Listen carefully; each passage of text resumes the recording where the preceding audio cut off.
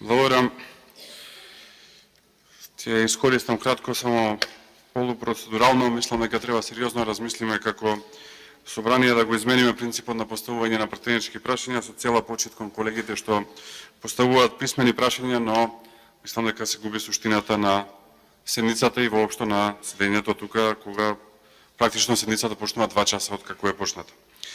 Во однос на пратеничките прашања, јас имам едно пратеничко прашање кое што е до председателот на владата.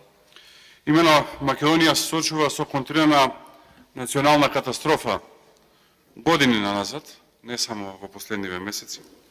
Директно негирање на македонскиот национален идентитет, македонскиот јазик, култура, историја, традиција, македонскиот народ.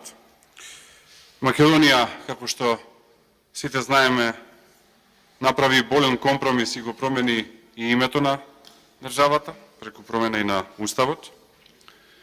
Како тоа да не е доволно, паралелно ни се случува и економски пустош, инфлацијата галопира, на основните производи е некаде и над 100%, електричната енергија континуирано поскапува, граѓаните овие денови се во исчекување на ново поскапување на електричната енергија, кое што за домаќинствата веројатно ќе достигне и до 130%, а за компаниите веќе сите добро знаат дека е над 500%, како и за институциите, односно сите оние кои што се на така наречениот слободен пазар веќе плаќаат и за 5 пати повисоки цени за електрична енергија, што неминовно ќе донесе до економски застои и до, за жал, затварање на работни места. Секоја недела очекуваме и се случува ново поскапување на горивото, како и на основните прехранбени производи. Секоја недела гледаме како одредена категорија земјоделци искажува незадоволство од актуелната состојба, како која култура доаѓа на ред, така го гледаме незадоволството. Последно е, например, со оние кои што одгледуваат пченица и житни култури. Да не зборувам за тоа дека нема ден да нема штрајк и тоа дека има една општа депресија помеѓу народот, што за мене е најболна, имајќи предвид дека нивото на депресија кое што го гледам помеѓу луѓето можеби е и незапаметено во Македонија, што потикнува голем број да, за жал, се заминуваат. Има секојдневни скандали, тендери во 4 очи, неразјаснети и спорни јавни набавки, преземање на компании за однапред познати собственици, пред се од истокот на државата, како и креирање на политики и закони кои што одат во корист само на едни.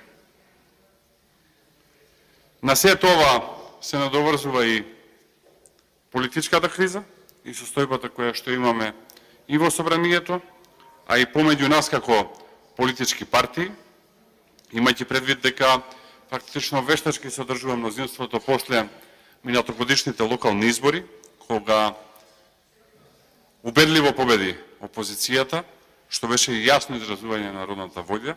Разликата не беше 1 или 2 градоначалници, разликата беше драматична, 42 на некаде 16 градоначалници, што јасно покажува какво е расположението на народот. Во вакви услови, во услови на национална катастрофа, во услови на економско опустошување, на корупција која што цвета и на немање на јасни планови во економијата, граѓаните си поставуваат бројни прашања.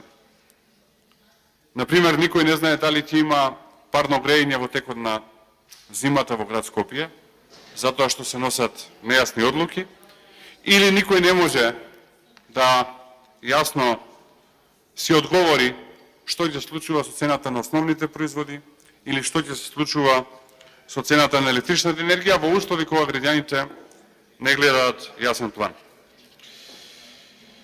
И затоа сакам да го прашам председателот на владата, дали мислите дека во Македонија се живее добро и дали не мислите дека е време за оставка и за предвремени парламентарни избори? Благодарам.